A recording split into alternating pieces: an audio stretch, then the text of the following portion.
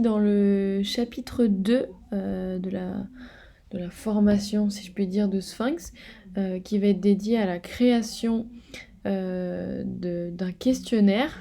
Donc, pour créer un questionnaire, ici vous allez dans Nouvelle enquête, hop, et vous avez 3 possibilités.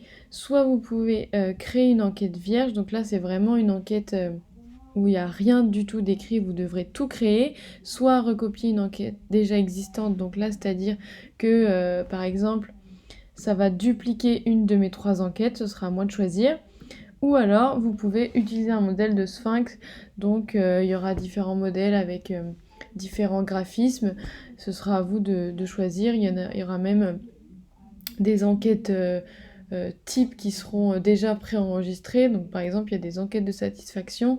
Vous avez juste à prendre une enquête de satisfaction et la copier telle quelle. Mais bon, voilà, après, ça reste un modèle, donc ça peut pas forcément correspondre à toutes les enquêtes et tous les produits qu'on peut vendre ou tous les services qu'on offre. Hop, donc nous, on va créer une enquête vierge. Donc hop, on met le nom de l'enquête ici. Là, le titre de l'enquête, on va mettre enquête de satisfaction. Et ici, en fait, on voit qu'on peut, comme je vous disais, traduire le questionnaire. Donc, par exemple, si je mets anglais, voilà, je peux traduire automatiquement le questionnaire, mais je peux aussi donc rentrer moi-même avec ma traduction qui sera du coup meilleure parce que le site fait une traduction pas très fiable pour autant. Et là, du coup, je peux choisir le graphisme que je veux. Hop, donc on va prendre lui. Et là, je fais terminer. Bien sûr, ce graphisme qui est là, on pourra le changer dans la partie personnalisée qui est ici, comme je vous avais montré lors de la première vidéo. Donc, là, par où on commence? Ici, on n'a rien à part la page de remerciements. Celle-ci, on l'enlève parce qu'on s'en fiche. Il nous explique vite fait comment faire. Bon, bah, ça ne veut pas la supprimer. Il faut juste en créer une autre. Hop. Voilà. Donc là, ce sera ma première page. Et donc, dans cette page-là, on va mettre des questions. La page, en fait, sert à subdiviser le questionnaire. C'est-à-dire que l'utilisateur qui va répondre au questionnaire verra plusieurs parties, en fait. Vous pouvez mettre la première page, ça peut être le questionnaire sur la satisfaction de la personne, et la deuxième page, ça peut être la signalétique. Donc la signalétique, c'est tout ce qui est données personnelles, comme l'âge, le genre, la catégorie socio-professionnelle. Donc, dans la première partie, on va ajouter des questions. Donc, comme je vous ai dit, soit vous utilisez le raccourci qui est ici, qui permet d'ajouter directement une question parce que c'est là ce qu'on utilise le plus, ou soit la flèche qui vous permet d'ajouter juste en dessous une question, un texte, une page ou un média. Donc, hop, ce qu'on va faire, nous, c'est que on va prendre l'exemple de l'enquête de satisfaction que j'ai déjà réalisée. Hop. Moi, je vous conseille de d'abord faire un draft sur Word parce que comme ça, vous pourrez avoir une vision d'ensemble au lieu d'avancer au compte-gouttes. Et ça vous permet de aussi prédéfinir les renvois, donc on y reviendra tout à l'heure. Et ça permet vraiment de voir s'il n'y a pas de doublons ou autre. Enfin, moi, je préfère. Après, vous faites comme vous voulez. Et voilà. Donc, on va entrer la première question. Donc comme ça, après, on a juste à faire du copier-coller. Donc là, je mets une nouvelle question. Hop. Et donc, les modalités, c'est oui et non. Donc les modalités, ce sont les réponses pour Sphinx. Hop. Et là, j'ai juste à cliquer sur OK. Voilà, j'ai ma première question.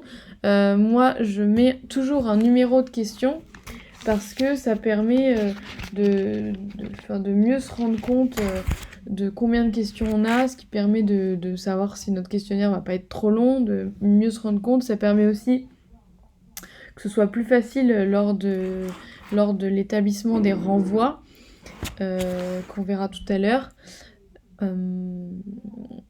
Il y a aussi d'autres raisons, par exemple quand vous allez faire un rapport de votre enquête, ça permet par exemple, hop, si je vous montre le rapport que moi j'ai fait, hop, là, et ça vous permet en fait d'avoir le numéro des questions et de pouvoir être mieux organisé, vous voyez là, hop. Parce que s'il n'y avait pas de numéro, ce serait un peu plus compliqué pour se retrouver. Et Sphinx met des numéros, mais en fait, il les met pas visuellement ici. Il les met que lorsqu'on est dans les renvois. Donc quand on est dans les renvois, il va dire question 3, mais sauf que nous, on saura pas quelle question c'est, faudra compter. Donc visuellement, c'est plus simple. Après, c'est pas une obligation. Donc, donc là, on a la première question. On va en ajouter une seconde. Hop. Donc on prend ici, on prend la deuxième question. Hop. Et les modalités. On fait juste des copier-coller. Hop. Là, on enlève les problèmes de mise en page. Et on fait OK. Voilà nos deux premières questions. Donc là, les deux sont des questions fermées.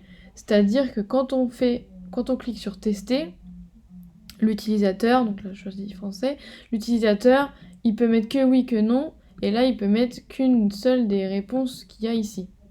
Voilà, hop. Tandis que si celle-ci je la modifie, et en fait j'ai aucune idée de quelle est la raison principale qui a poussé la personne à organiser ou participer à une initiative Océane, si j'en ai aucune idée, je vais ici et je vais dans la question ouverte et je mets texte. Hop. Voilà. Et en fait, là, quand on fait tester, l'utilisateur pourra donc là toujours oui ou non. Et là, en fait, il pourra écrire tout ce qu'il veut. Par contre, ce qu'il faut savoir, c'est que la différence entre la question ouverte et la question fermée, c'est que celle-ci va pouvoir être... Celle-ci va pouvoir être traitable instantanément par Sphinx avec des données, des résultats bruts, avec des graphiques déjà préenregistrés, tandis que celle-ci, elle va être traitée mais de manière non fiable et il faudra forcément une intervention humaine pour la traiter, en fait. Parce que si elle n'est pas traitée, par exemple, je vais vous donner un exemple, si elle n'est pas traitée, hop, ça va donner ça comme graphique. Alors moi, par exemple, j'avais la question quelle difficulté avez-vous précisément rencontré en remplissant la fiche bilan? Vous voyez, en fait, les gens ont répondu des phrases, et en fait, si dans leur phrase il y avait le mot déchet, ça revenait, donc ils mettaient en première position que le mot déchet est revenu à 21%. Mais on ne sait pas ce que ça veut dire, juste déchet. Quel est le rapport entre déchet et difficulté que vous avez précisément rencontré? Pareil pour le mot fait, même encore plus pour le mot fait d'ailleurs. Compliqué, bouteille, voilà, c'est pas du tout précis. Donc là, on va devoir catégoriser et interpréter les réponses à la main et le faire soit d'abord sur un brouillon et ensuite on devra le faire sur l'analyse et le rentrer manuellement pour qu'à la fin ça donne un vrai graphique. Et hop, je vais vous montrer le vrai graphique que ça donne. Hop, voilà, là c'est ceux que j'ai fait. Et donc voilà, là en fait, on voit qu'à 40% c'était le remplissage approximatif qui était une difficulté. On voit que à 40%, ils ont fait un remplissage approximatif. Donc on peut pas vraiment traiter cette donnée. Que à 30%, c'est le comptage qui est difficile, répartition des déchets, voilà. Donc là, en fait, on a vraiment recatégorisé les réponses pour obtenir un graphique qui nous permet d'avoir des données qui sont utilisables. Voilà. Donc pour revenir à notre enquête de phase test, donc voilà la différence pour les questions ouvertes et fermées qu'il faut bien savoir.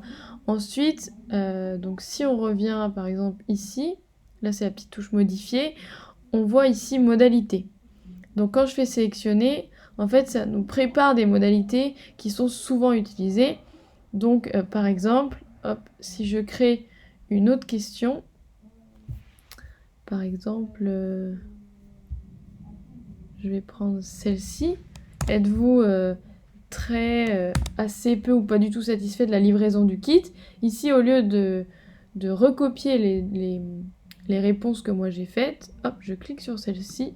Et voilà, c'est déjà préenregistré, c'est déjà rentré.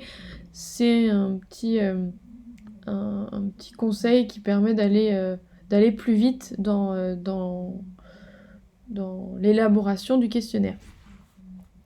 Hop, quand je vais à nouveau donc sur modifier, on peut voir que en fait il y a des types de questions. Donc par exemple ici, je peux mettre la version post-it qui voilà va changer le design dont les réponses sont présentées, ce qui permet d'avoir un questionnaire un peu plus dynamique pour éviter que la personne s'endorme un peu devant notre questionnaire et réponde un peu approximativement vers la fin. Le but, c'est vraiment que ce soit dynamisant et que la personne soit avec nous du début à la fin.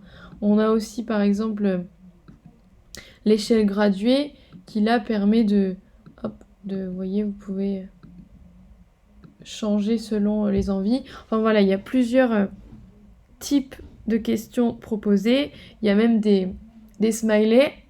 Hop, donc là, on peut rajouter... hop, très satisfait, pas du tout. Hop, et ça va nous rajouter tous les smileys. Donc voilà. Donc ça, c'est... Après, bien sûr, il faut faire attention. Là, c'est l'inverse. Lui, ce serait très satisfait. Voilà, il y a plein de smileys et d'autres pictogrammes. On en a aussi lorsqu'on va faire des questions tableau. Donc c'est une même question, mais qui regroupe plusieurs sous-questions. Par exemple, le tableau des images, où là, je peux rajouter mes propres images. Voilà. Hop.